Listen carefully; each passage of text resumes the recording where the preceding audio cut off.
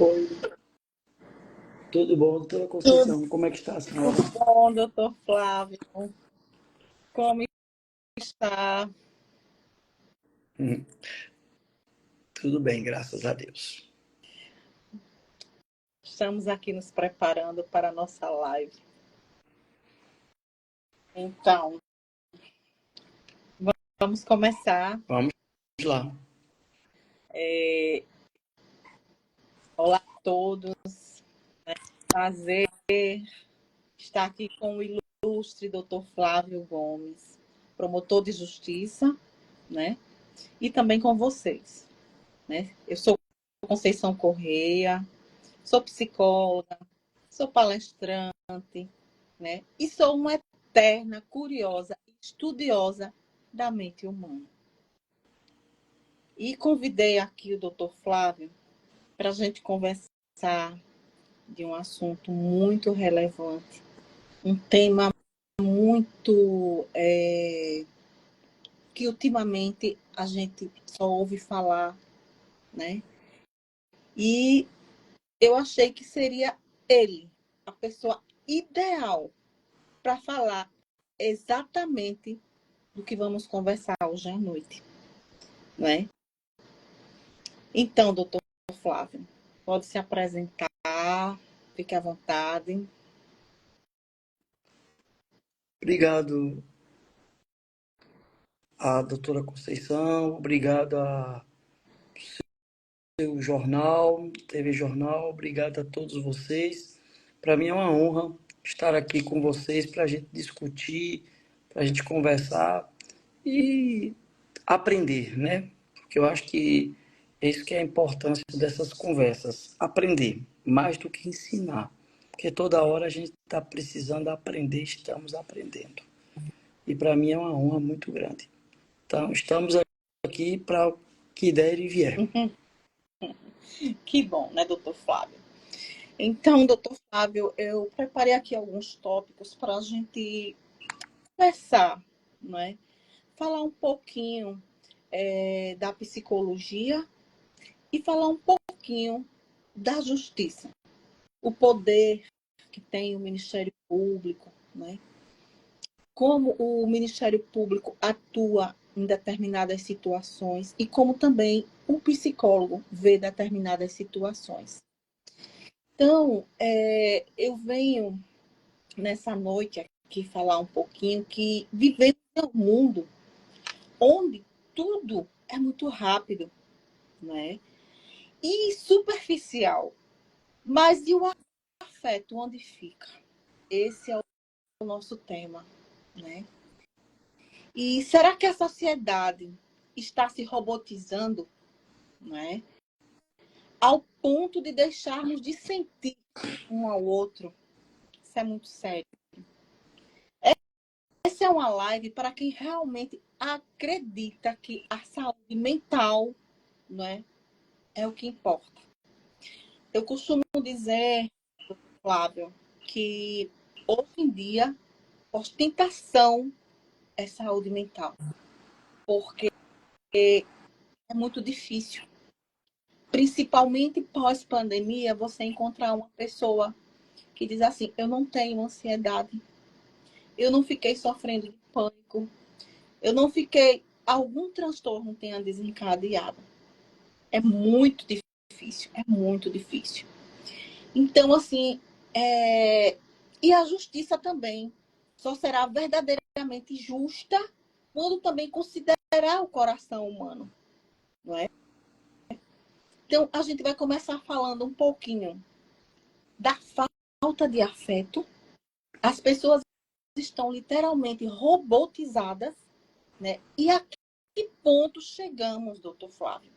As pessoas não olham mais nos olhos da gente. A gente sai, a gente vai para um barzinho, a gente vai para um almoço, às vezes até em família, para um encontro de família. E as pessoas não soltam o celular. As pessoas não soltam o celular. E aí fica aquela vida robotizada, né? Eu acho que eu pelo menos já presenciei muito a dificuldade do abraço, como tá difícil abraçar. E uma coisa que estudiosos, eles falam que o abraço é curativo. O abraço, ele pode curar. E às vezes estamos numa situação tão angustiada, tão pensativas, e apenas um abraço faz a gente se sentir acolhida, não é? E aqui eu coloco, para poder a gente começar a conversar direitinho sobre esse assunto, vamos começar olhando o cenário que estamos vivendo, né? Hoje, o cenário que nós estamos vivendo, uma sociedade literalmente marcada pela velocidade, né? Pela tecnologia e muitas vezes a frieza, né? A frieza do ser humano está cada dia pior. Cada dia é pior, né? As pessoas hoje namoram pela internet, noivam pela internet, casam pela internet, daqui a pouco estão também fazendo filhos pela internet. É incrível, mas infelizmente é o que nós estamos vivendo, né? E aí chamamos realmente essa sociedade de robotizada, porque nela há comportamentos que se tornam automáticos, não é? Previsíveis, sem alma, né? As relações humanas, elas perdem a profundidade, né? E se tornam meras trocas funcionais, doutor Flávio, sabe? Estamos cada vez mais conectados com as telas, né? Mas emocionalmente distante um dos outros. E aí eu passo a palavra para o doutor Flávio, né? Tudo o que a gente... Eu fiz uma junção aqui de situações que nós estamos vivendo, presenciando, e não tenho dúvida, as pessoas estão cada vez mais doentes, mais adoecidas. Realmente, o que você falou tem todo o fundamento. A questão da saúde mental, ela passa a se tornar algo de prioridade. E nós vamos percebendo que muitas coisas que lá atrás nós achávamos que eram coisas de pessoas que eram taxadas como, entre aspas, loucas, né, doidas, fecha aspas, e que na verdade tudo passa por um princípio de transtornos. E associado a tudo isso, eu já vou trazer para a repercussão hoje do mundo do direito. Do mundo do direito. Você vai vendo aí uma influência muito grande de drogas. Uma influência muito grande de drogas. Ainda como líder absoluto, o álcool. Como líder absoluto, o álcool. Basta você observar e você vai ver que muitas das violências no trânsito, 70, 80% das violências do trânsito tem o álcool por trás disso. E quando você parte para a violência doméstica, você vai vendo que sempre tem essa violência de talvez até maior, segundo dados, né? Pesquisas, mais de 80%, em torno de 84, 86%. Claro, e isso vai associar justamente para disparar ou acionar gatilhos da saúde mental. Gatilhos da saúde mental. Aí você imagina o seguinte: uma pessoa que é ansiosa, que tem uma ansiedade desenfreada. Nós hoje, eu digo sempre que psiquiatria e psicologia são as profissões do futuro, porque a sociedade está muito doente, está doente. Então você vai observando, e a gente vai repercutindo isso dentro dos processos, você vai observando os processos acontecendo e você vê pessoas com transtornos, pessoas que por questões de fugas vão buscar gatilhos, gatilhos, e muitas vezes o álcool ou qualquer outro tipo de droga também, né?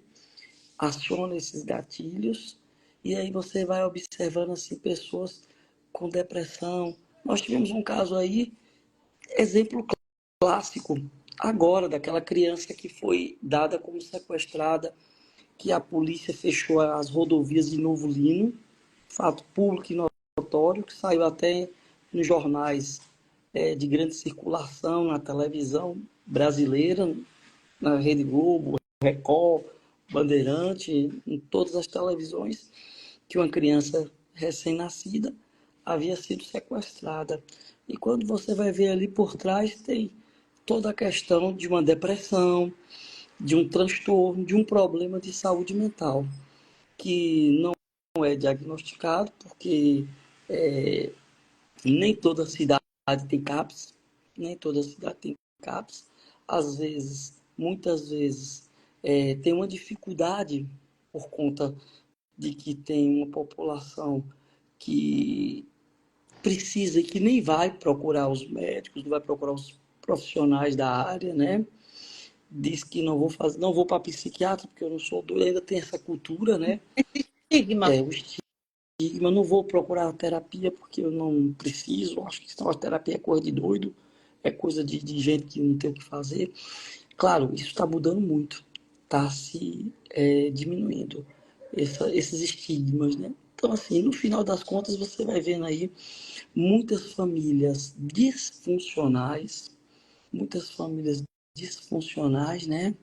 Muitos índices de abuso sexual, muita violência de abuso sexual, principalmente esse crime, que é um crime invisível, né? Que ele acontece nas caladas, no seio familiar, acontece no seio familiar, né? De pessoas que aparentemente são moralistas, são pessoas incólumes, né? Pessoas que você nunca imaginaria que seria capaz. Então aí você vai vendo associado aí que tudo tem um reflexo da saúde mental, Verdade. de como as pessoas estão doentes e o que isso está gerando dentro de uma sociedade, né?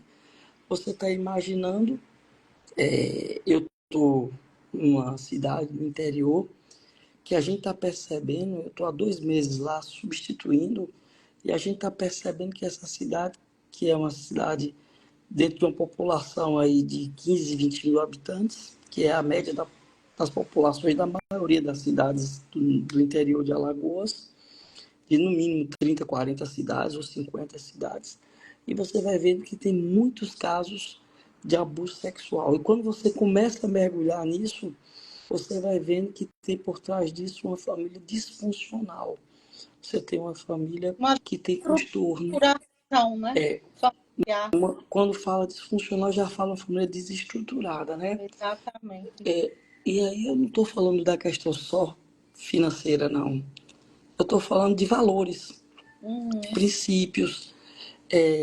Você já vê pessoas totalmente sem essa estrutura de convivência entre pais e filhos, entre padrastos e enteados, madrastas e enteados.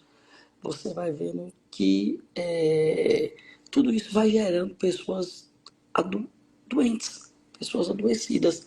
E aí você vai ver no histórico. Nós pegamos um cara, um réu, que ele tinha um histórico de violência doméstica, e quando nós fomos fazer um mergulhar no processo, nós descobrimos que o pai dele já era um abusador da mãe dele. Então ele, quando criança, viu tudo isso. Ele viu o pai agredir a mãe, ele viu o pai. E hoje a gente está tendo essa visão por conta justamente porque hoje a saúde mental ela se tornou hoje prioridade. Quando você vai Prioridade. estudar um processo, principalmente na área criminal e vai também na área de família, que é muito importante também, né? Na área de família, você não pode mais dissociar de você estudar esse comportamento da saúde mental. Você vê pessoas surtando, pessoas que têm surtos psicóticos, né? E são capazes de fazer loucuras a ponto de você ver pessoas que sempre existiram, mas hoje a gente vai vendo isso com outro olhar. Sempre Verdade. teve gente que foi para a ponte do Reginaldo, ali na rodoviária, né? E pularam da ponte. Já hoje Sempre aconteceu. aquilo. Isso sempre aconteceu.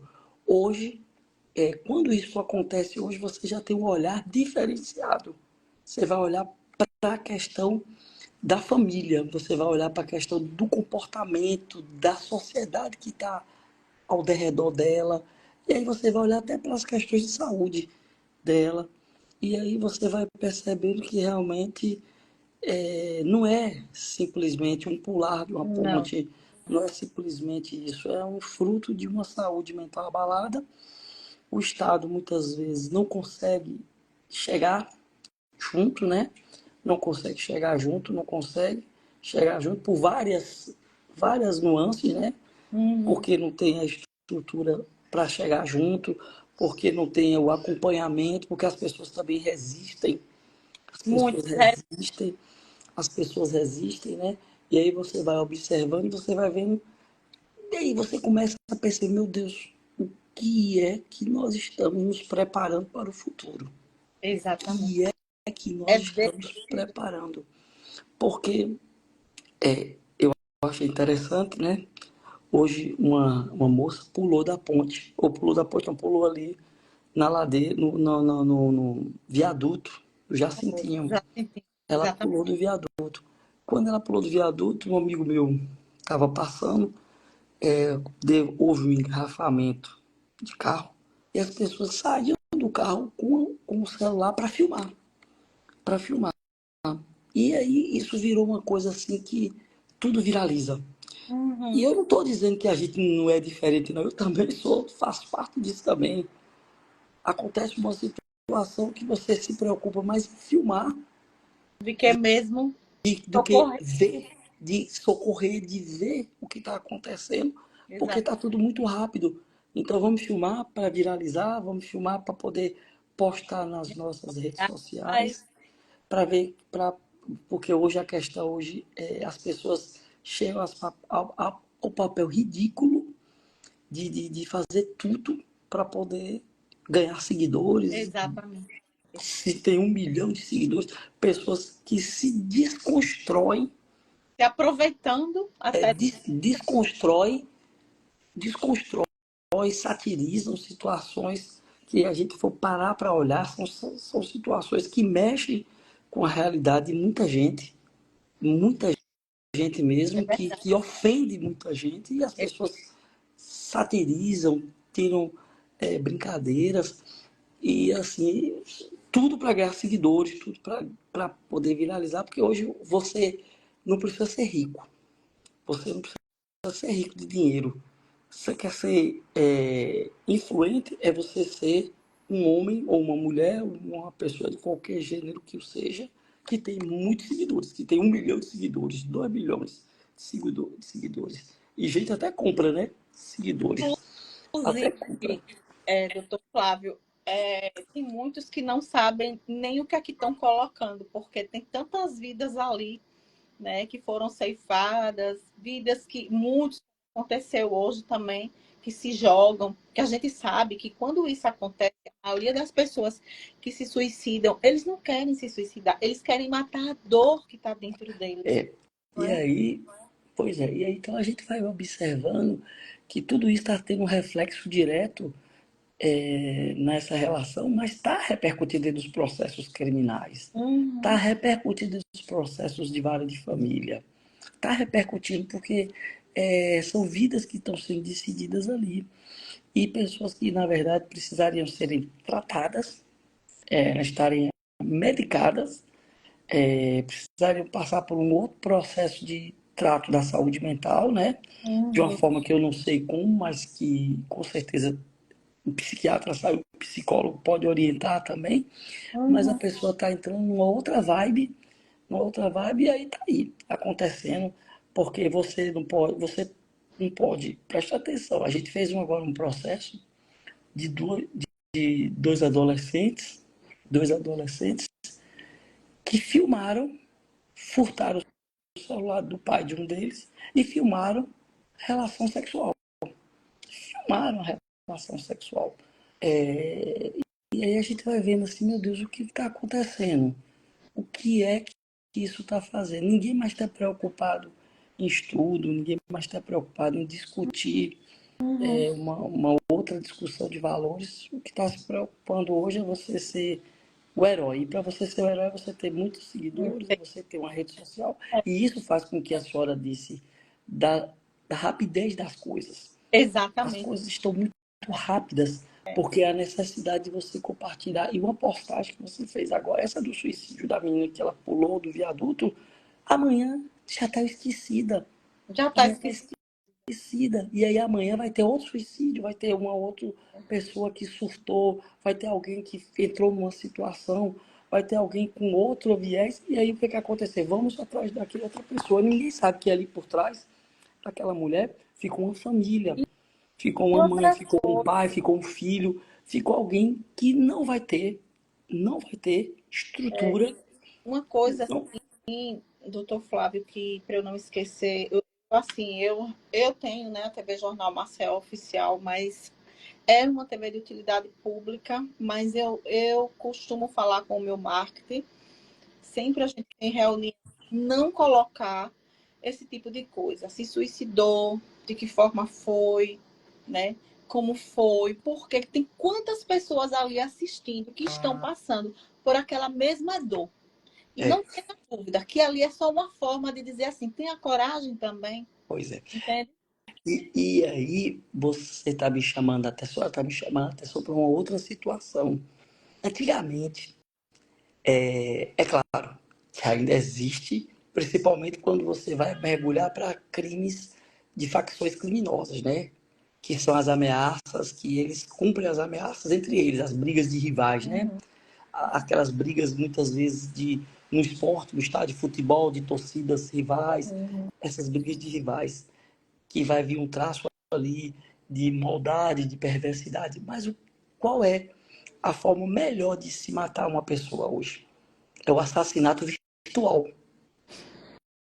É o assassinato virtual. Qual é a melhor forma de você acabar, desmoralizar uma pessoa hoje? É simplesmente eu chegar agora e eu vou dizer o seguinte: eu vou criar um fake, vou criar uma situação, ou então aquela situação existiu, eu vou dar um contorno, uma pincelada diferente para aquela situação, de forma que eu vou pegar algumas características da pessoa e ali eu vou enfeitar para desmoralizar a pessoa, porque eu tenho um interesse, porque eu acho que aquela situação poderia me prejudicar, ou pode me prejudicar. Então eu preciso atacar a honra de alguém para poder desmotivá-la, para poder desmoralizá-la. E E até que aí, o outro venha provar que não é, não. E não aí, foi quer dizer, nós já verdade. estamos entrando numa sociedade tão rápida que se eu quiser dizer que o doutor Flávio é um estuprador, se eu quiser dizer que o doutor Flávio é um estuprador, eu posso criar uma situação e dizer que o doutor Flávio, promotor de justiça, estuprou uma moça e jogar isso num fake, e esse fake vai embora, aí você vai chegar e vai falar o seguinte: não, mas muita gente lhe conhece, muita gente vai dizer que não é, é verdade, mas vão ser plumas que vão ser jogadas. Mas só que você tem que observar que quando o vento bater aquelas plumas, algumas vão parar aqui, outras vão parar ali, e quando você for catar todas, você não vai conseguir catar todas. Se ficar uma pluma só, uma pena só daquele travesseiro, né? Pode fazer um estrago grande, Com porque, certeza. porque Na as vida. pessoas interpretam nessa rapidez. Não é a rapidez dos acontecimentos, é a rapidez da Uhum. interpretação também. Eu estava dizendo o seguinte: essa semana, 2 semanas atrás, eu estava conversando com uma professora de literatura. Eu perguntei a ela, uma professora de literatura, do ensino médio. Eu perguntando a ela, na minha época tinha muita interpretação de texto, caía inclusive em vestibular, interpretação de texto. Vocês trabalham com interpretação de texto? Ela dizendo que não está com essa, não é mais algo plausível interpretar texto. A Uhum. interpretação de texto diminuiu muito, porque as pessoas estão numa rapidez tão grande, que um fato que deu ali, por exemplo, a pessoa já interpretou, já jogou e pronto, e aquilo ali já ficou verdade. Essa menina pulou da ponte. Já Uhum. tem notícia dizendo o seguinte, porque hoje os grandes formadores de opinião são os comentários, os comentaristas, né, que são os formadores de opinião. Aí o comentarista disse assim, ela pulou da ponte porque ela levou foi um par de gaia de chifre do marido. Ela pulou da ponte porque ela é uma louca desequilibrada. Semana passada ela estava fazendo isso, isso, isso, isso. Gente, não sabe se é verdade, não sabe se é verdade, ou às vezes até Cada o um. fato é até verdadeiro. O fato pode até ser verdade. Aí jogou. Pronto. Entendi. Mas ali aquela interpretação já virou uma interpretação que ali pegou um, pegou outro, daqui a pouco começa a jogar e todo mundo vai dizer, pronto, ali foi é uma doida que levou o par de chifre, é uma doida que estava Nem sem sabe. dinheiro, é uma doida que estava assim. E Pois aí é. Eu. você, É, às vezes, pode ser uma vítima de abuso é verdade. sexual, pode ser uma vítima de abuso de violência doméstica, pode ser uma vítima de abuso familiar, pode ser várias nuances que a gente não está nem parando para raciocinar, Para raciocinar. porque a velocidade do pensamento, a velocidade das coisas que estão acontecendo, faz que a gente siga o efeito manada, né? Faltou ali, vai todo mundo ali, acabou assim, vai todo mundo embora e pronto, final, e é assim que a gente vai, é assim que nós estamos indo, e o que vai acontecendo? Você não sabe onde vai parar isto, né? Você não sabe onde vai parar isto. Como as coisas vão se consumando, né? Você não sabe. Aí o que você vai vendo? Você vai vendo crimes. Eu disse assim, meu Deus, eu já não aguento mais. A gente abre os processos e vê por trás de cada processo os resquícios de muitas vezes transtornos. Não estou dizendo aqui que são incapazes. Mas tem os transtornos, o transtorno de ansiedade que não poderia nunca beber, mas bebeu. Tem um transtorno Bipolar. de uma bipolaridade, de um bipolar, quer dizer, você vai vendo muitos transtornos acontecendo e as pessoas, por essa faixa de estarem vulneráveis, se misturam com outras coisas mais. Você vai ver a ostentação que a senhora fala, que hoje eu digo que é a vaidade, né? Que é a vaidade, né? Que a gente precisa estar dentro desse mercado competitivo. Já saiu o iPhone 16, 15, mas já saiu o iPhone 16. Você comprou o iPhone 15, mas você já está de olho no iPhone 16. Agora tem o 16 Pro, aí você já está de olho no 16 Pro. É Quando dessa você comprar o 16 Pro, que você vai comprar, vai levar 24 meses para para pagar, pagar. vai levar um consórcio, uma bíblia, né? Eu estou Exato. falando, claro, que eu estou falando isso numa regra média, né? Porque tem gente que paga à vista e acabou-se, pronto. Mas a média, a regra média, você vai levar aí 28, vai pagar aí 24 vezes a perder de Dois vista, né?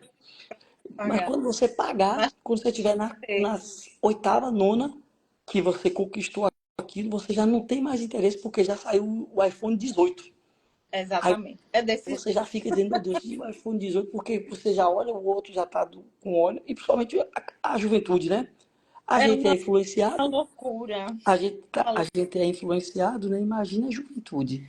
A gente é influenciada e aí imagine você a juventude. Você vê a criançada, a adolescência, né? Que já tem o espírito de competição, o espírito Verdade. de desejo, né? E tudo mais. Aí É. você já vê as pessoas...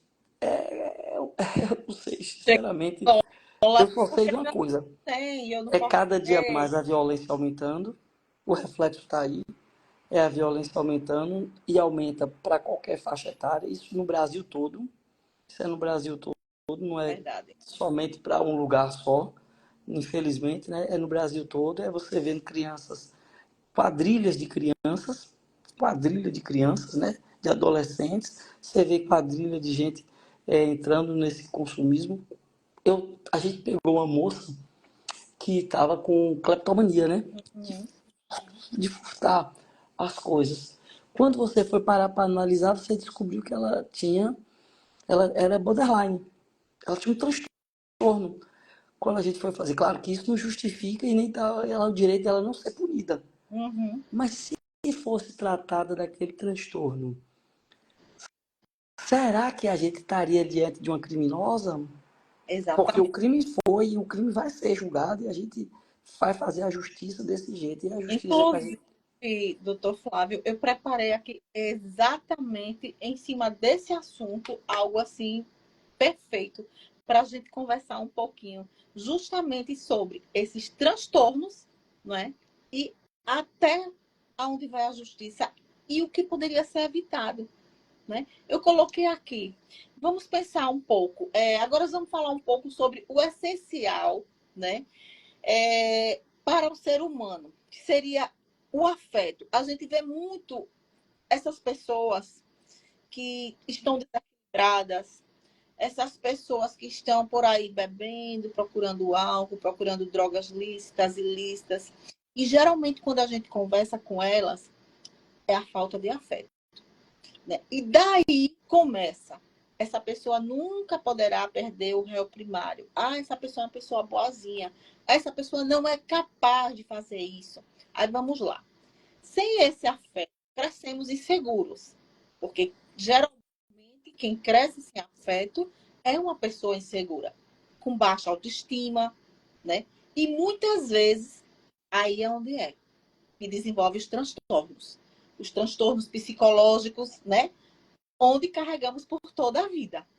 Então, quando o carinho, o cuidado, né, são substituídos por ausência ou indiferença, o impacto é muito profundo na sociedade.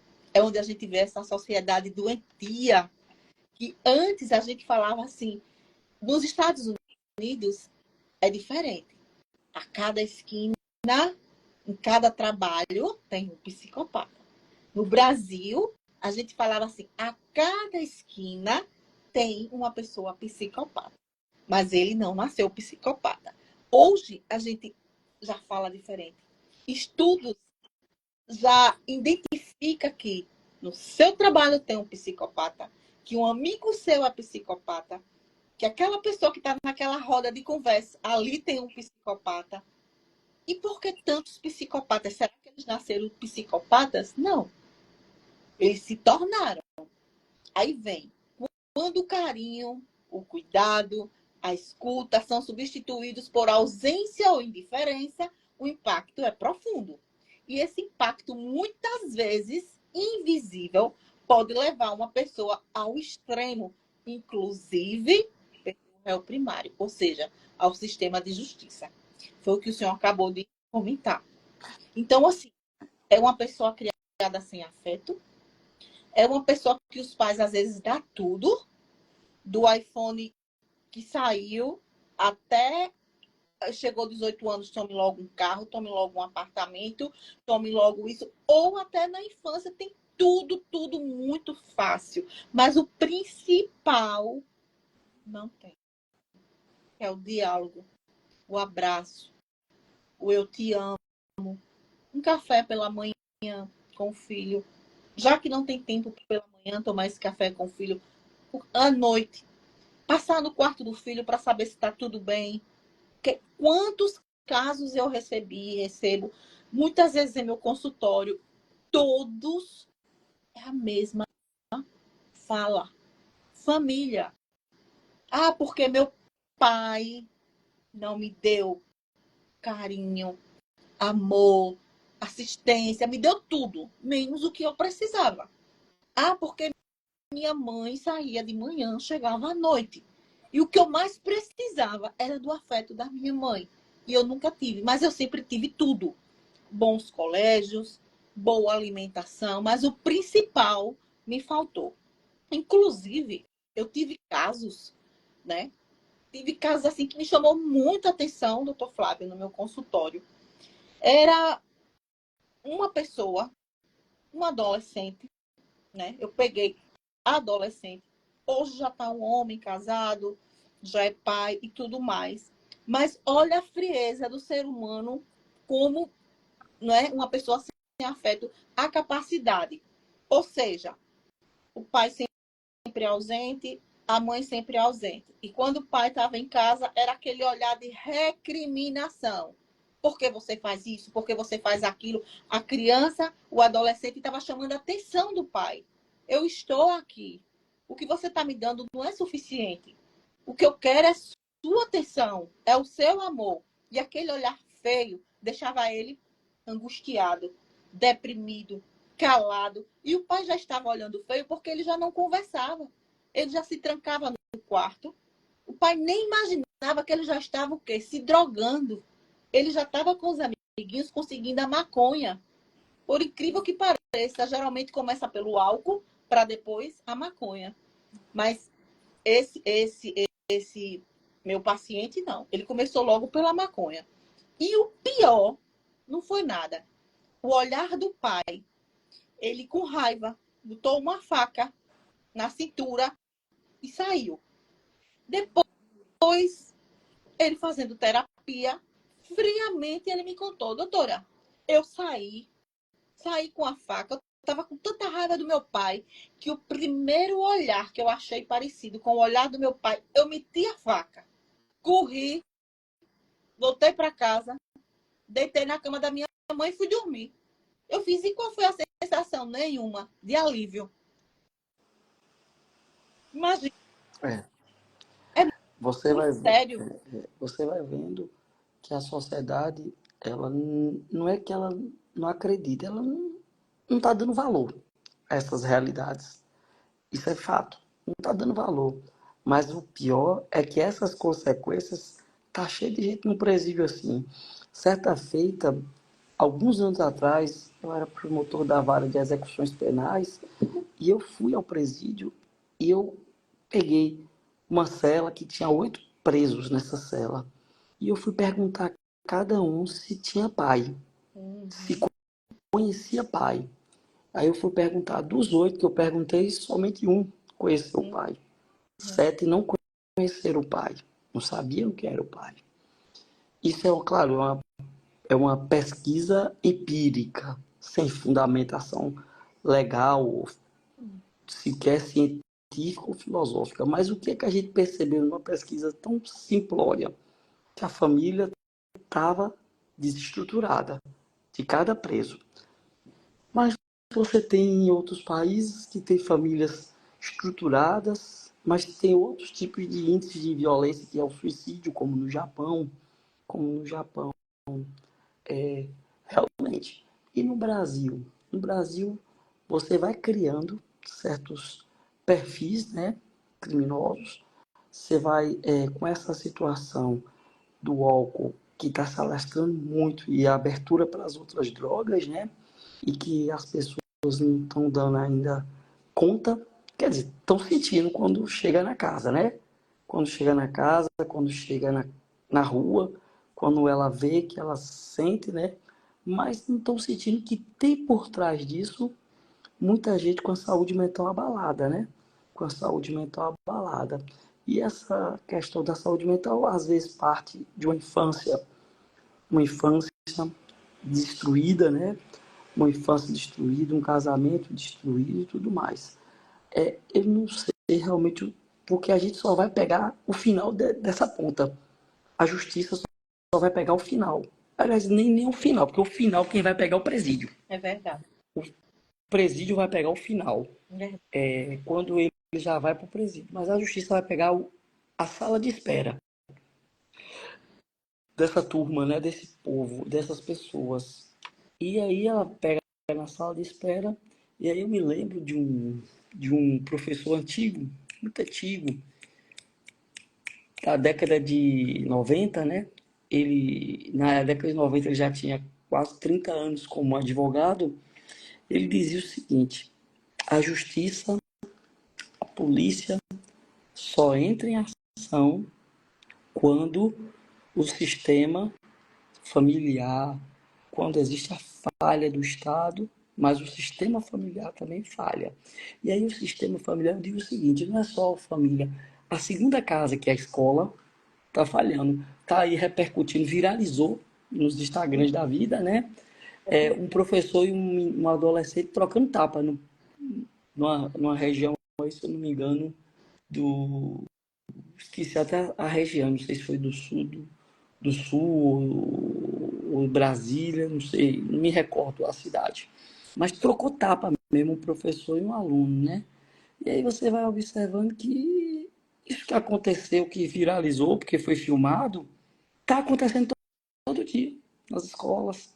Está acontecendo professores que estão amedrontados, professores que estão doentes por conta da situação da violência, alunos que vêm de uma carga familiar pesada, que descarrega porque não consegue. Aquela história de eu vi o olhar do meu pai. Às vezes ele vê esse olhar no professor, às vezes ele vê esse olhar no colega do lado, né, do Isso, colega de sala. isso.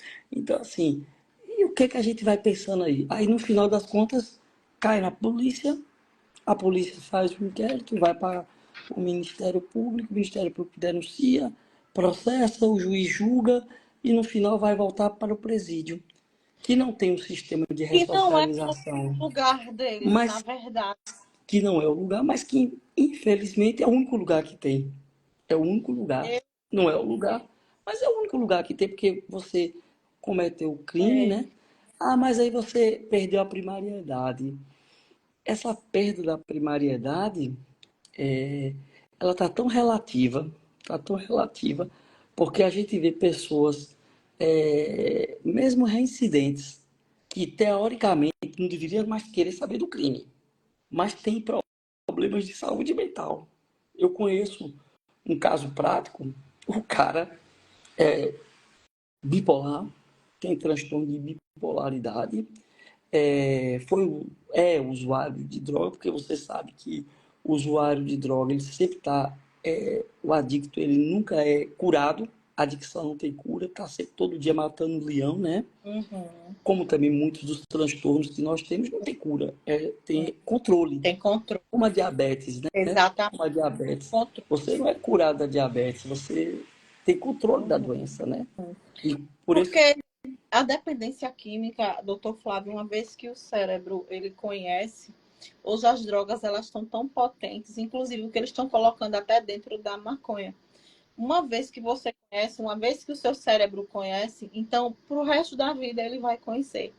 O inconsciente, a consciência é uma coisa impressionante, né? Então, assim, é por isso que a gente fala muito assim. Eles muitas vezes, eu trabalhei muito com dependência química, e muitas vezes eles não aceitavam. Ah, doutora, mas para o resto da vida eu vou ser um doente? Não. Você não vai ser um doente. Para o resto da vida você vai ser uma pessoa que você vai ter controle. Se você vê que no lado direito tem tudo aquilo que prejudicou a sua vida, você vai pelo lado esquerdo. é, Então, é preciso você querer, você ter essa consciência, e é como justamente uma diabetes, uma é, pressão alta. mas aí, Por toda... associado a isso, tem a comorbidade. Ele não é Uhum, só dependente químico pelo desejo do uso, ele é também com a bipolaridade, ele é borderline, ele tem uhum, um transtorno de ansiedade, ele tem um TOD, ele tem um obsessivo compulsivo, ele tem várias patologias, né, ou transtornos, e aqui, tem até uma esquizofrenia. E aí, uhum, quando você associa-se a esse controle não consegue ser feito. isso, Esse controle não consegue ser feito. E como você não consegue ter esse controle, por conta da sua patologia, do seu transtorno, da sua doença, da sua saúde mental, vamos fazer um contexto mais genérico, né? Por conta sim, dessa saúde mental, você não consegue ter esse controle, você não consegue se manter em recuperação todo dia, né? Matar um leão, como diz, né? Por hoje não. Aí o que que acontece? Você abre o caminho e aí você acaba cometendo outro delito. Você acaba uhum, cometendo outros crimes, mesmo você já tendo praticado. uhum, E aí você só vai cair a ficha quando muitos caem, que tem outros que não conseguem cair a ficha, né? Você já está de volta para aquela mesma história que você fugiu a vida toda, que é para o presídio, para a cadeia. Isso é quando não vai para o cemitério, né?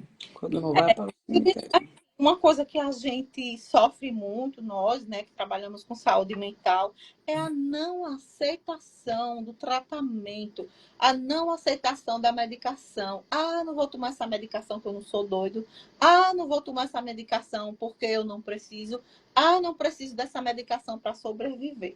Inclusive, eu fiz até uma live com o Dr. Raimundo Palmeira. Eu falei, gente, eu sou psicóloga, eu trato da mente humana, mas eu sinceramente, doutor Flávio, eu não lembro a última vez que eu não tive ansiedade. Eu cheguei a colocar que foi no útero da minha mãe. E olha que eu trato da mente humana, E mas a olhe, vida está tão louca. Nós temos nossos filhos, nós temos vida, nós temos sustos, temos nossos problemas também de saúde. Nós somos seres humanos. E como que não temos nem a ansiedade? Então as pessoas acham que, tipo, ah, vou tomar um remédio para ansiedade é porque eu sou louco. Não, de jeito nenhum, não tem nada a ver com esquizofrenia para um remédio de ansiedade. Não tem nada a ver.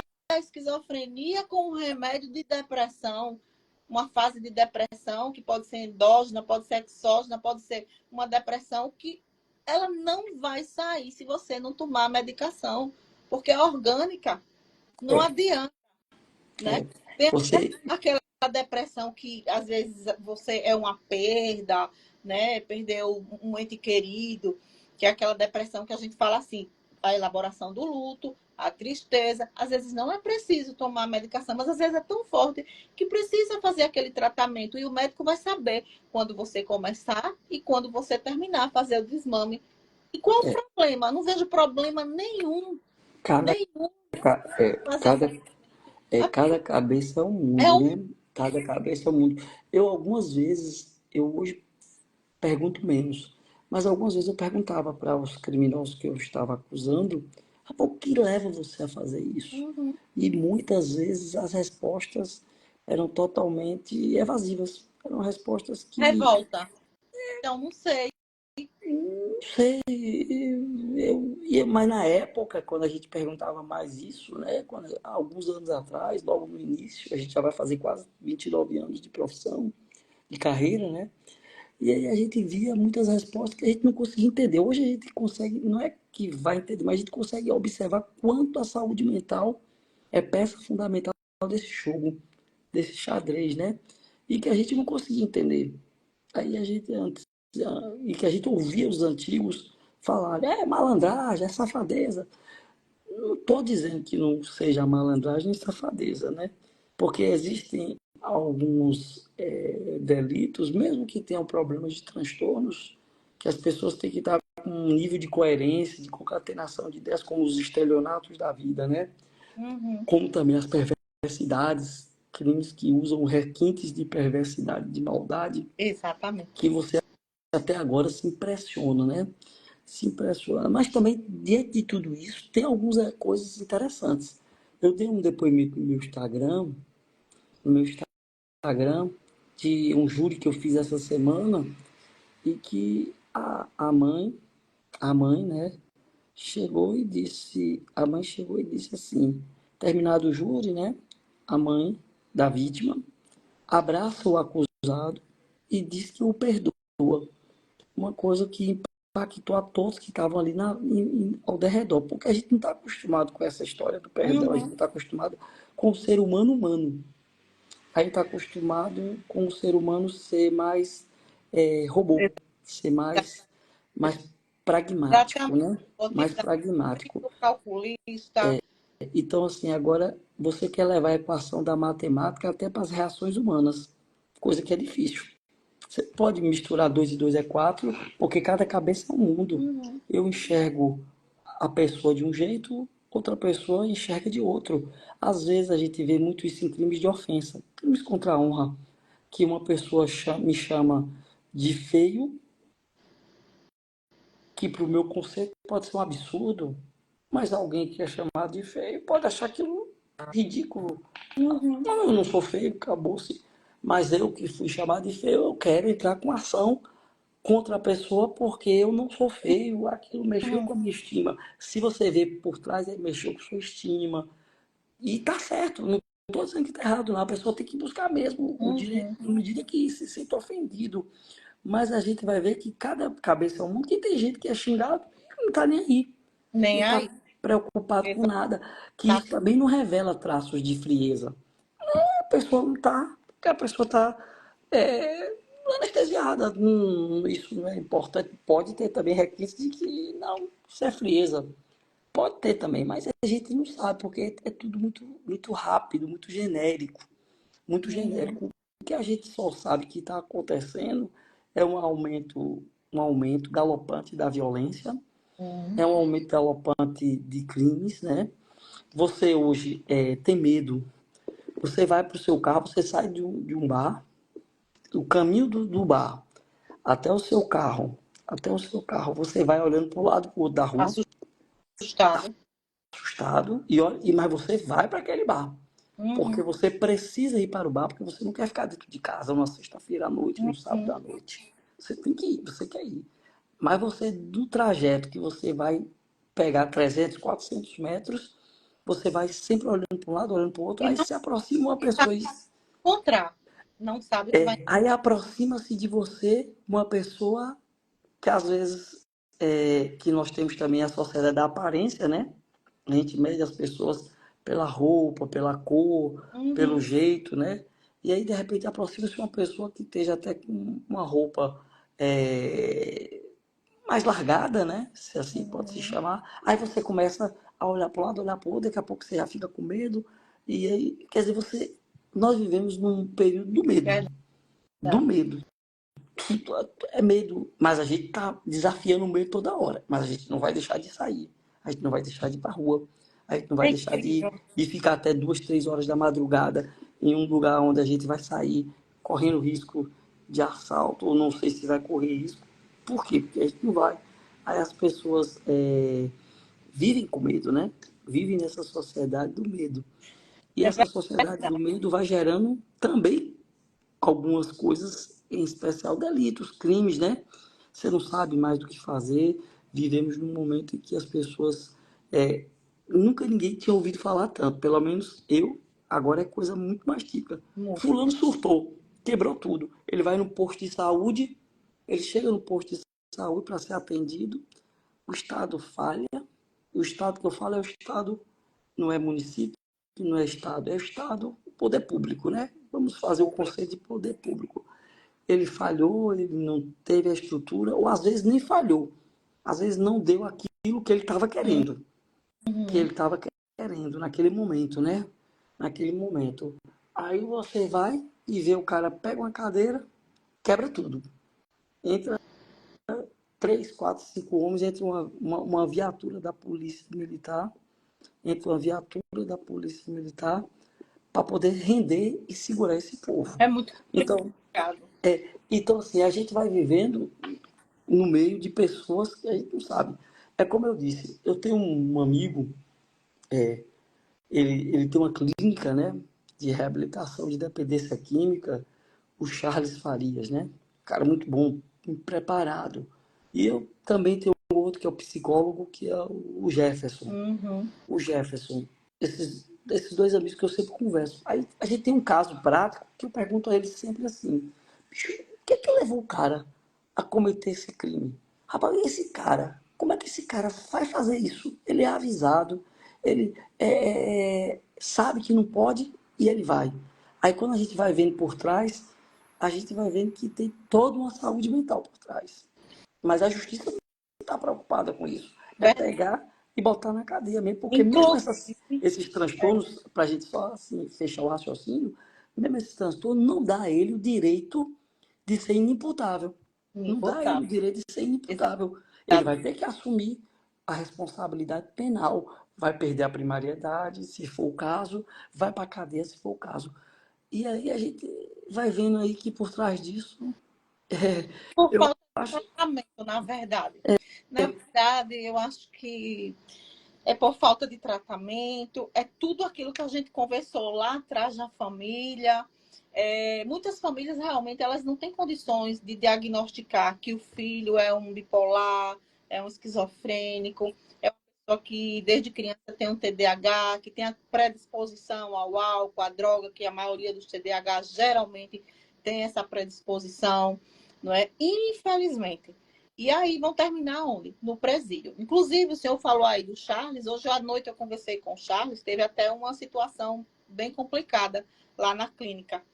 Mas graças a Deus já está tudo resolvido. Houve alguns fugiram, chegaram a levar o carro de funcionários, fizeram alguns reféns lá na clínica do Charles. Imagine, o Charles é um herói, é um lutador, é um guerreiro. Imagine essa situação. O Charles é um cara que tem que ter uma saúde mental inabalável, viu? Porque imagine você viver num trabalho onde você tem todo esse tipo de gente, porque também ele mexe com dependência química e a maioria dos dependentes tem as comorbidades, né? Tem, E não é claro. tem esquizofrenia, tem borderline, tem vários transtornos aí, TDAH, tem Exatamente. transtornos de várias espécies. E aí você vai observando, imagine. E o Charles, ele tem um trabalho espetacular, que a clínica dele é a Cristal, que é no Giral, que é uma das clínicas que hoje eu conheço, que faz um tratamento muito bom com dependência química, né? Principalmente para internação compulsória, né? Uhum. Para internação compulsória. E aí você vai observando e vai vendo o clima, o drama do cara, né? Que o É, cara vive num não, é ambiente preciso, desse. é aquela coisa. Eu tive a experiência de conviver olho no olho com um dependente químico 10 anos. Eu atendia, atendia junto com a família, atendia o codependente, fazia internação e acompanhava. Só que hoje, eu lhe digo, eu não atendo mais o dependente. Eu, Conceição Corrêa, não atendo mais dependência química, entende? E eu fui uma das primeiras expertas aqui do estado de Alagoas, né? A ter a coragem, porque é preciso coragem. Você olhar no olho do dependente químico e muitos chegarem na sua clínica ainda com a droga, sabe? Muitos olhar nos seus olhos e você vê aquele olhar de ódio, de raiva, e você tentar de surto. Já tive surtos de pai com filho dentro do meu consultório, né? E eu tive que fazer todo aquele jogo de cintura. Então, eu mesma hoje não tenho mais interesse nenhum em trabalhar com a dependência química. Hoje eu sou palestrante, né? Eu posso viajar para palestrar, se eu for convidada para palestrar, eu vou. Agora, trabalhar a dependência química hoje está muito difícil. Por quê? É como o senhor está falando, junta muitas vezes, né, a doença, junta a patologia com a droga. Então, assim, antigamente, há 15 anos atrás, geralmente chegava assim: ah, meu filho tem TDAH, eu não sabia que eu era TDAH, a escola dizia que meu filho é muito danado, meu filho não para, meu filho não presta atenção, meu filho. Enfim, muitos pais tinham essa visão, ia e tratava do TDAH. E muitos que não tinham condições, ou seja, não sabiam o que é TDAH, espancava, batia. Menino, você é muito danado com aquela ignorância. E aí aquela criança ia se tornando aquela criança com raiva, chateado com os pais. E a primeira oportunidade que o TDAH tem, se ele experimentar o álcool, dali já era. Porque é o alívio. É o alívio do TDAH, né? É o alívio daquela ansiedade, daquela angústia, daquela impaciência. E é um passo para maconha. Então, e hoje fica muito difícil você trabalhar com a dependência. Por quê? Porque você não sabe mais os tipos de droga. Não é mais aquela maconha de antigamente. Não é mais aquela cocaína de antigamente. Não é mais o crack de antigamente. São drogas que você não tem condições nem de fazer o tratamento. Tem que ser realmente uma clínica de desintoxicação. Porque para um psicólogo conversar com um dependente químico hoje é muito difícil, doutor Flávio. É muito difícil. Eu acredito que as coisas, justamente por isso, né? Não é que as coisas mudaram, é porque houve, na verdade, um conhecimento da situação, né? Houve um conhecimento da situação. Você, o dependente químico de hoje é o mesmo dependente de 15 anos atrás. Não que a droga é a mesma, mas é o mesmo. Ele continua com as mesmas características, só que o dependente químico de 15 anos atrás não era tão conhecido como o dependente químico de hoje é conhecido. Na característica da manipulação, da mentira, São muitos da, da... manipuladores. Então, assim, você vai entendendo que o dependente químico, ele continua o mesmo, de antes e de hoje. Só que, o que que acontece? Só que hoje se sabe muito mais sobre ele. Se sabe muito mais sobre ele que não se sabia antes. Como dos transtornos também, né? O TDAH, a pessoa imaginava que era uma criança rebelde, né? E aí eram muitas vezes apanhavam, apanhavam, Muito. muitas vezes eram colocadas sempre à margem, né? Como a criança que era a criança a doida, a doidinha, Exato. a criança perturbada, e na verdade tudo era uma questão de um transtorno, né, que se fosse não curado, mas se fosse controlado, você tinha um outro tipo de pessoa. Mas também a gente não pode deixar de registrar que tem outros que não são transtornos, é a perversidade É mesmo. a perversidade. Eu percebi isso, que seja lá qual for o motivo dessa perversidade, se é uma sequela de uma família disfuncional, se é uma sequela de uma mãe Uhum. que apanhava, que ele testemunhava, se Mas é geralmente, sequela de uma visão que ele sofreu muito lá no passado de um abuso sexual, sei lá qual for a sequela que for. por incrível que pareça, geralmente esses adolescentes, eles vêm com tanto trauma.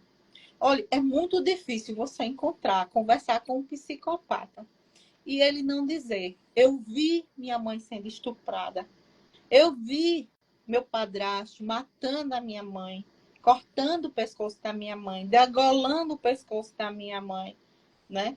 Muitas vezes a gente vê crianças tem mania de pegar os pintinhos, aqueles pintinhos, pegar gato e colocar dentro de um balde de água, começar a borbulhar e ele sorrir, pegar, arrancar a cabeça do pintinho. E a gente, como psicóloga, a gente fica olhando, a gente sabe que ali tem traços de psicopatia, mas aquele adolescente que está fazendo aquilo pode ter certeza que ele não está fazendo por acaso. Algo muito forte marcou a vida dele. Porque ele não nasceu um psicopata. Ele se tornou um psicopata. Entende? É, Então, é muito difícil. Ultimamente, há pouco tempo, eu atendi em torno de 32 adolescentes. O tempo mínimo, assim, foi, acho que 2 meses. E por incrível que pareça, esses 32, entre homens e mulheres, todos, não tinha e falasse assim: meu trauma, minha raiva é porque meu pai bate na minha mãe, meu pai bate na minha mãe, eu bebo porque eu vejo minha mãe bêbada, eu vejo porque eu vejo meu pai bêbado, porque tá faltando as coisas lá em casa, eles preferem beber, farriar, enfim, são traumas. Eu peguei adolescentes de 17 anos grávidas, usuárias, fumando maconha, várias. Não foi uma, nem duas, nem três, nem quatro. Entendeu? Imagine como vai nascer essas crianças. E bebendo também. Eu disse, é. mas você bebendo, grávida, com 6 meses de gravidez. Pois Então, assim, eu ficava numa situação. Eu vou fazer tudo, eu vou tentar deixar. Quando era na outra terapia, dizia, não consigo. A minha angústia é maior. Inclusive, eu não sei nem como é que eu vou ter esse menino. Olha aí, pode vir a depressão pós-parto. Foi o que aconteceu naquele caso, que é a pior depressão que existe. A gente sabe que é a pós-parto. Que é a depressão que pode psicotizar. A mãe pode psicotizar, a mãe pode jogar o filho, a mãe pode matar o filho. E aí é muito complicado. É muito é. complicado. E aí a gente vai vendo isso muito mais, não só na questão criminal, mas na área de família, né? A gente Exatamente. vai vendo aí na área de família que tem o efeito imediato, Hum, né? Que são crianças que não têm a mínima estrutura, tem. a mínima estrutura, porque realmente tem todo esse processo não sei se a gente pode chamar isso de maus tratos, não sei como a gente pode chamar isso, mas uma coisa a gente pode chamar isso. Isso vai gerar uma consequência amanhã. E essa consequência, infelizmente, não vai ser legal. Não vai ser legal porque pode ser com uma pessoa que não tem nada a ver com esse problema e Uhum. ser a vítima dele. Pode ser com uma pessoa que acaba descontando todas essas frustrações, essas amarguras em terceiros na escola, né? Nós observamos que tem gravidezes acontecendo, nós pegamos agora de 11 anos de idade, crianças com 11 anos grávidas, né? Crianças com 11 anos grávidas. Nós observamos uma escola respeitável aqui, uma criança de 8 anos batendo em todo mundo na sala de aula. Mas aí você não sabe muito bem o que é, porque agora você pode dizer uma coisa: tem uma saúde mental que às vezes não é nem da criança ou do adolescente, mas que é por trás da família. Da Uhum. família. Eu só digo assim: infelizmente, queria poder voltar lá no tempo, na máquina do tempo, para tentar fazer uma mudança para aquela situação não acontecesse. Mas eu não tenho esse poder, eu não posso fazer isso. Uhum. Eu só vou lidar quando a consequência já aconteceu, quando o problema já aconteceu. E aí eu tenho que lidar com ele dentro da lei, dentro dos princípios da lei, da legalidade. E os princípios da legalidade, muitas vezes, obriga que aquela situação tem que ir para o presídio mesmo, tem que ir para a cadeia, tem que ser retirado do seio da liberdade, né? Você fica satisfeito? Não. Nenhum promotor de justiça, ele é um acusador por acusar. O promotor de Uhum. justiça, ele é promotor para promover justiça. Mas se todo mundo falhou, chegou para ele aquela situação agora do psicopata, vamos aqui um exemplo Uhum. do psicopata que matou, como aquele maníaco do parque, Uhum. que matou mais de 30 mulheres em São Paulo. Chegou para ele aquela realidade que infelizmente não dá mais para fazer estudo da, do passado, da anamnese, o que quer que seja, não dá mais para fazer, porque o crime já aconteceu. Ele tinha Uhum. plena consciência de que ele não era nenhum um incapaz, né? Um incapaz, a gente não vai aqui romantizar loucura, doidice, nem tampouco vulgarizar a expressão, né? Uhum. Não devemos fazer isto, mas a gente vai entendendo que teve todo um histórico que não foi trabalhado, não foi feito, e o que que acontece? Agora está nas mãos do promotor lidar com aquilo. E ele tem que lidar, porque ele representa o Estado. E o Estado tem que corrigir muitas vezes situações que ele mesmo também falhou. A escola falhou, porque era a segunda casa. Uhum. Muitas vezes a escola pública falhou porque os professores estão sem estrutura também, né? Quando eu falo estrutura, até psicológica. Uhum. Você veja, vai estar todo mundo assim. Então, no final das contas, vai sobrar para aquele lugar, para a Pois cadeia. é. Finaliza na cadeia. E Infelizmente. você pergunta assim, mas é o que tem que ser feito, porque é o que a lei determina. Mas isso vai resolver o quê? Vai solucionar o quê? Não sei. E agora está complicado, né, doutor Flávio? Porque não está fácil. Os crimes de alta periculosidade, agora, tudo que é crime, agora quem atende são os CAPs, né? A gente já viu o seguinte, hoje o uso de droga, pelas decisões do Supremo, né? Pelas decisões, se você pega até uma média de 45 gramas de droga, você é usuário, você não é preso, né? Você tem que ir para um tratamento de saúde pública. Aí a gente pergunta, e o Estado tem estrutura para fazer esse tratamento de saúde pública? Por exemplo, todas as cidades têm o CAPS. Uhum. Todas Pois as é. cidades têm os CAPs. Não tem os CAPs, né? Então, assim, você não sabe mais o que fazer, você não sabe. Tá na lei bonito, né? Nós pegamos uma pessoa agora, a pessoa é usuária de droga, ela não é traficante, ela não vai para cadeia, mas ali tem uma alternativa de colocá-la num local para fazer um tratamento, Uhum. saúde pública, né? Porque a matéria também é saúde pública, né? A dependência química hoje e de suma importância Uhum. por conta dos estragos que vem causando na sociedade, né? Aí você pergunta, e uma cidadezinha lá, vamos botar um município de Pindoba, que é o menor município de Alagoas, né? Com 2.000 habitantes em torno. Uhum. Claro que lá não vai ter todo dia isso, vai ter um ou outro caso. Mas mesmo para aquele um ou outro caso que vai acontecer. Porque quando tem sociedade, sempre vai ter conflitos. Vida em Uhum. sociedade é vida de conflitos. Entendeu? Claro, não na mesma proporção que uma cidade grande. Uma cidade grande, mas vai ter. E aí, onde é que a gente vai botar esse povo? Olha, doutor Flávio, eu senti muita dificuldade na época que eu estava clinicando, né? A dependência química no estado de Alagoas, onde internar, né? Onde colocá-los e ter uma segurança de que realmente ali eles estavam fazendo a medicação certa, né? Estava fazendo a terapia, fazendo o trabalho certo. E me aconteceu, assim, casos que realmente me chamou muito a atenção. Inclusive, eu coloquei até a minha própria vida em risco. Porque o que era que acontecia? Era o dependente químico que ficava junto com o esquizofrênico. E aí o dependente químico começava a manipular o esquizofrênico, certo? Já teve um caso que eu vou contar aqui rapidinho, foi assim, incrível. O cara era esquizofrênico, tinha aquele jogo Baleia Azul. Não sei se você lembra aquele jogo que as pessoas iam até o final e no final eles mandavam a pessoa se matar. Então, um esquizofrênico, lógico, uma pessoa que não tem, que está fora da realidade, e estava internado uma pessoa que ia colocar gás, ia colocar gasolina no corpo, ia se matar, porque o filme, o jogo, na verdade, do Baleia Azul mandou, e a família foi e internou.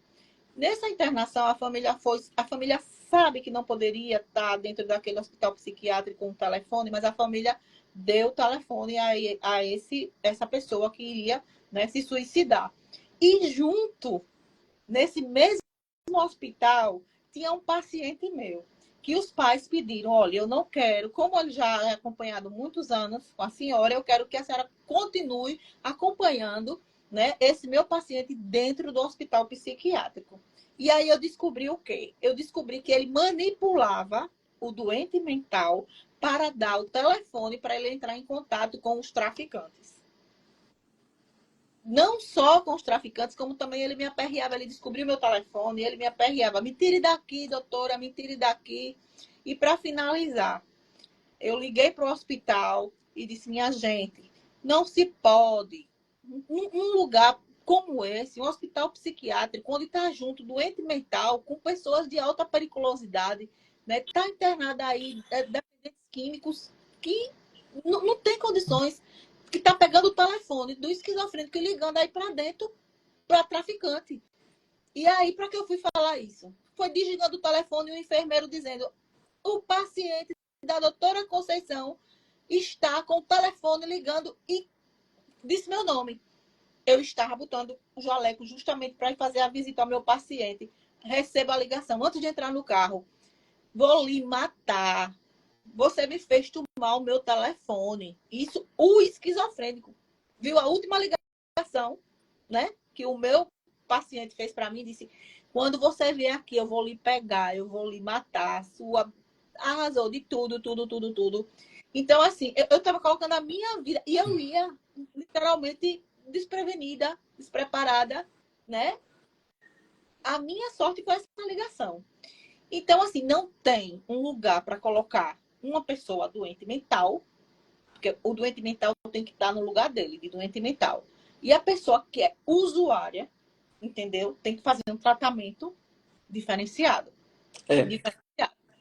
No que Então, não pese, existe, não existe, tem muitos né? usuários que têm as comorbidades, né? Que tem o usuário de droga, que ele também tem uma doença, uma patologia de esquizofrenia, né? Uhum. Tem tudo isso. E Quando que as não coisas. se manipulam, É, nesse caso. mas Né? mesmo aquele que tem, aqueles que têm, ainda continua a manipulação, que é uma característica Uma característica. Exatamente. segundo a própria o CID médico, né? A Uhum. doença, a saúde, a dependência química se tornou patologia, né? Dá para você tirar até benefício. Com, Dá para você conseguir até com benefício, a depender do caso. Então, doutor Flávio, como conversamos lá no início, né? Que infelizmente é dentro da família que aprendemos, né? O que é o amor, né? O acolhimento, o vínculo emocional. Mas o que acontece quando a família não cumpre esse papel? Então a gente acabou de conversar, né? Um pouquinho sobre isso. E hoje vemos que muitas famílias fisicamente presentes, mas emocionalmente ausentes, como conversamos lá no início também, né? O cuidado foi trocado pelo consumo e o diálogo foi substituído pelas redes sociais, né? Tudo isso a gente já falou. E assim, em casos mais graves, isso se torna, a gente até chama de abandono afetivo, né? E a família talvez nem imagine tá tendo filho com tanto amor, preparou tanto aquele enxoval para aquele filho, quando na verdade, efetivamente, ela abandona. Talvez até inconscientemente, não sei. O trabalho, o poder aquisitivo é muito maior do que botar seu filhinho ali no colo, deixar ver seu filho crescer, deixar um pouquinho o trabalho de lado. Eu acredito que tem sim como você dar assistência até a adolescência do seu filho. Que trabalho é esse, né? E uma forma silenciosa de negligenciar, né? Que deixa marcas profundas e que começa finalmente a ser reconhecida até mesmo judicialmente. Felizmente. É, a gente realmente está vivendo essa fase, né? Né? Está vivendo essa fase, as pessoas estão meio que sem saber como viver, né? Como Verdade. viver. É preciso saber viver. E muita gente não está sabendo viver, né? Não, e assim, quando falamos em justiça, né, para a família, quando falamos em justiça, pensamos logo em leis, provas, Aí eu né? ia dizer sobre isso. O que que a sociedade, geralmente o poder público faz? Ele não vai para a raiz do problema. Uhum. Ele não vê que a pessoa está hoje. Tem gente hoje que vive postando na rede social tudo. Acordou de manhã, já posta a rotina de manhã. Aonde está? Se comeu uma comida diferente, postou. Se comeu uma comida de rotina, postou. Aí o que é que a lei vem dizer? A lei, ela não vai entender o que é que está acontecendo com aquela pessoa, que não é aquela pessoa só, é muita gente assim, está levando tudo para o lado das redes sociais como uma forma de desabafo. Uhum. O que é que ela vai dizer? Ela vai dizer assim, ó, enquanto você estiver postando coisas da sua vida pessoal, tudo bem. A gente vai aceitar, mesmo sabendo que você pode colocar em sua vida em risco. Isso. Você pode dar dicas para assaltantes, pode dar dicas para sequestradores, pode dar dicas para pessoas mal intencionadas, para pessoas lhe fazerem mal. Mas tudo bem. Mesmo você colocando em risco sua vida, a gente está respeitando você. Mas a gente quer dizer uma coisa a você. No momento que você começa a usar essa rede social, que acontece muito isso, para agredir outra pessoa, eu não quero saber por que você está usando a rede. Se você está com carência afetiva, se você está querendo desaparecer, se você está mentindo, se você está criando um fato, se você está Chamada. querendo mostrar a todo mundo para chamar a atenção, para mostrar que você é o rei ou a rainha da cocada preta, né? Como diz popularmente, né? Popularmente, que você é o rei ou a rainha da cocada. A gente não quer saber mais, a gente só quer lhe dizer o seguinte: agora, qualquer uso das redes sociais para agravar, desmoralizar, criar problemas para terceiros, a pena vai ser agravada. Então, Uhum. tudo agora é agravar a pena, aumentar a pena, Aumentar a pena. aumentar a pena.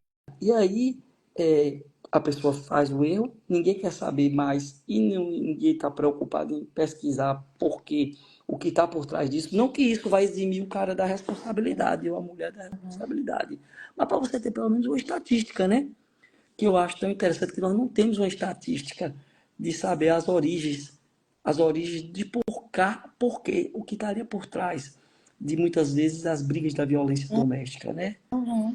Nós não temos essa estatística. O que a gente tem é o seguinte: agora é aumentar a pena, é agravar a pena, incluir situações que você praticou, a pena sua tem que ser aumentada.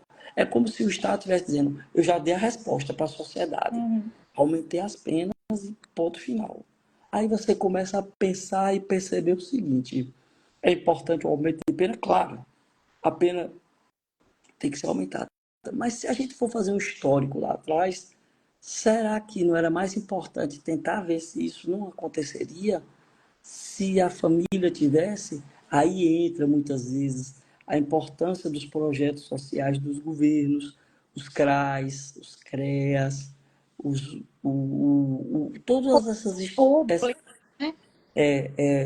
tudo isso, a questão de ocupações, de diálogos para empregos, entendeu? Então, assim, entra muitas vezes muita coisa que, infelizmente, faltou. É, Faltou. Mas aí o exa- Estado dá uma resposta muito simples.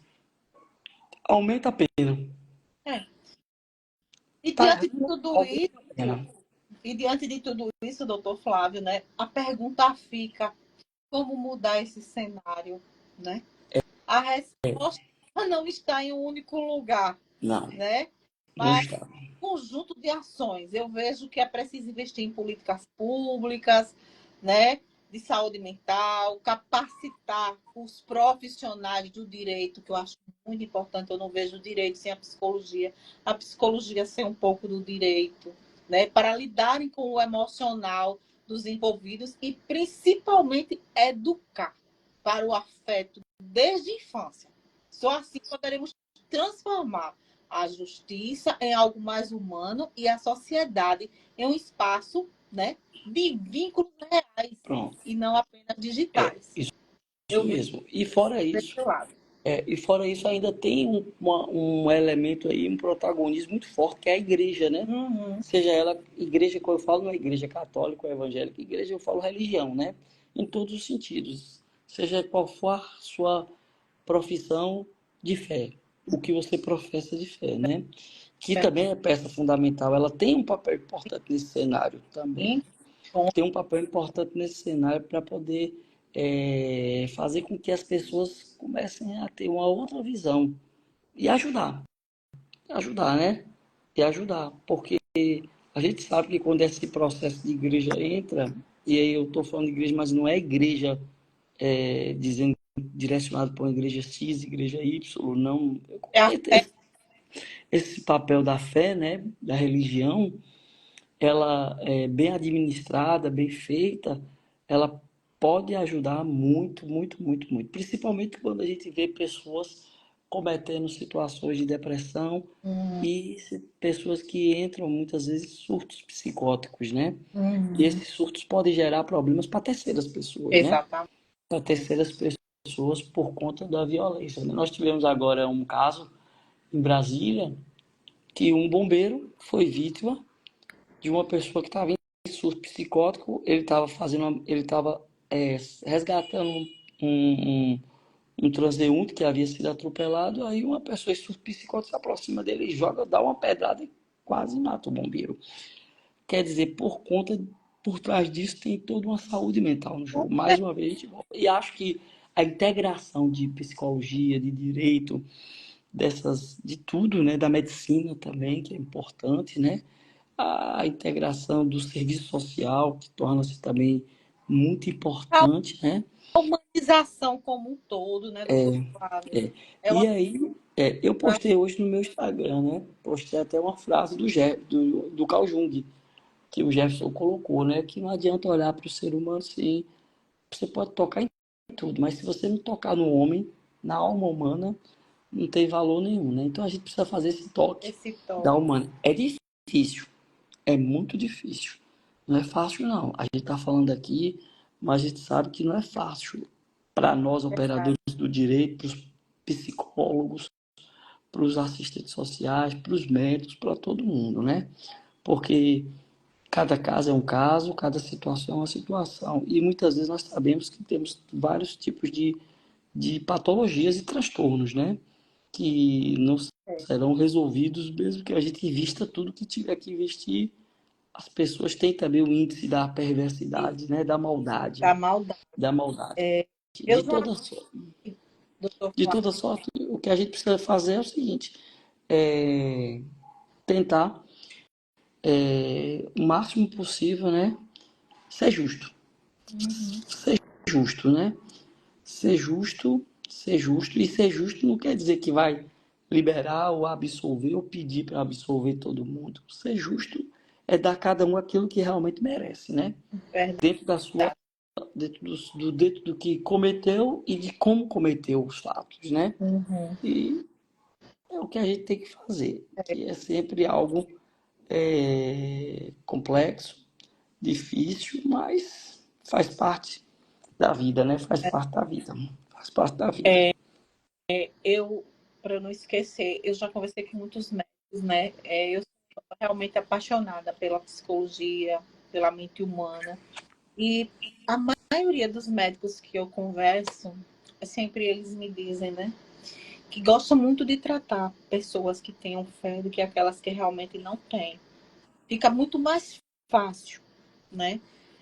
Não só tratar aquelas pessoas que tenham fé, como ele tem um conjunto de amigos de pessoas que trabalham com eles, ou seja, aí tem aquela equipe multidisciplinar, existe uma humanização, né? E nessa humanização também eles percebem, todos eles, né? Além de serem humanos, né? Percebem o quanto é mais fácil você tratar aquela pessoa humana que tem fé, não importa a religião, não importa qual igreja, não importa, o importante é a fé em um único que a gente sabe que pode todas as coisas, É né? verdade. É E verdade.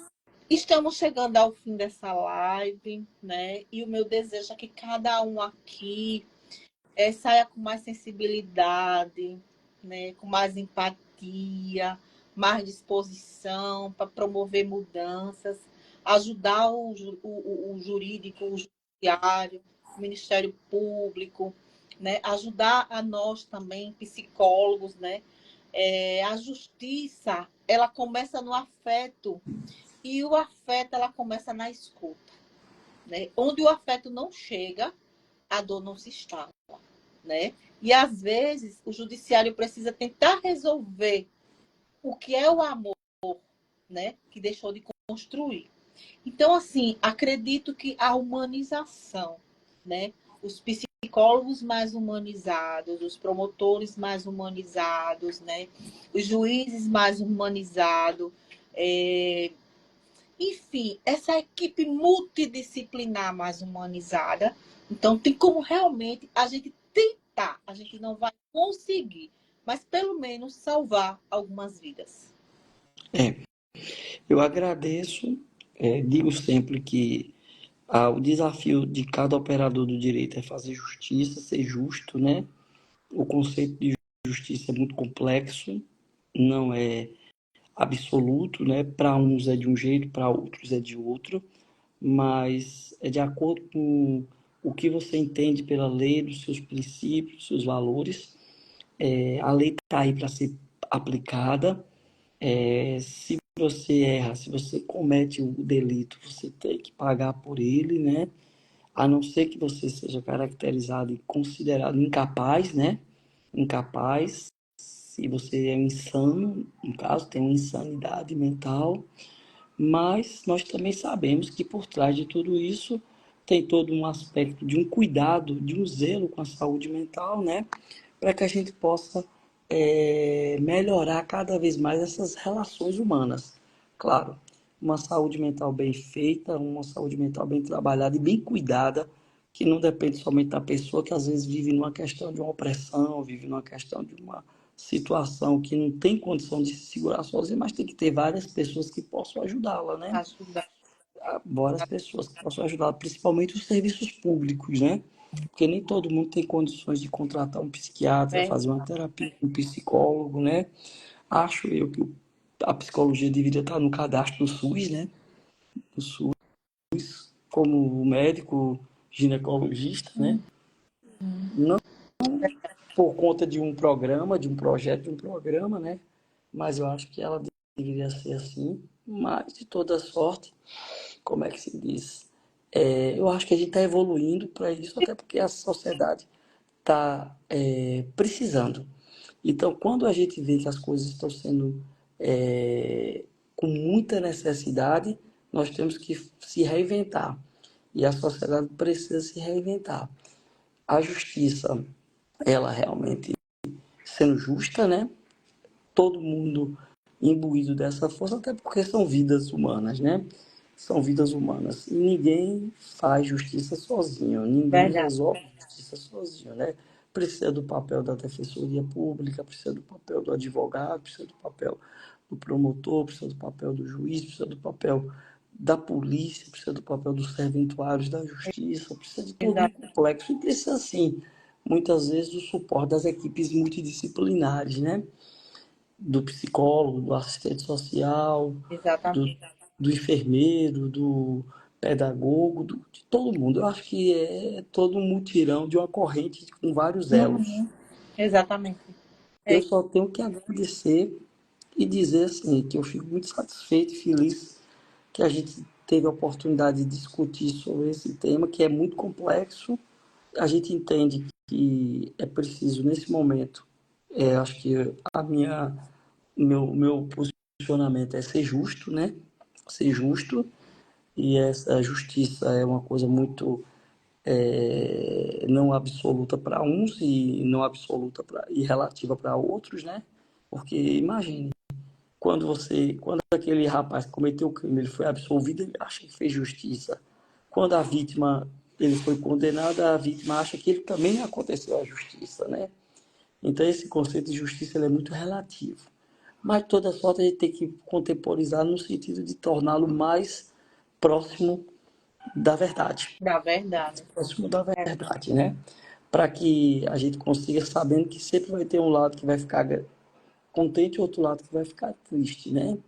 De toda sorte, eu acho que é por aí. Acho que foi bom o debate, né? Eu peço desculpas se eu não conseguir responder tudo, se eu não conseguir alcançar o nível de um debate com a professora do seu quilate, né?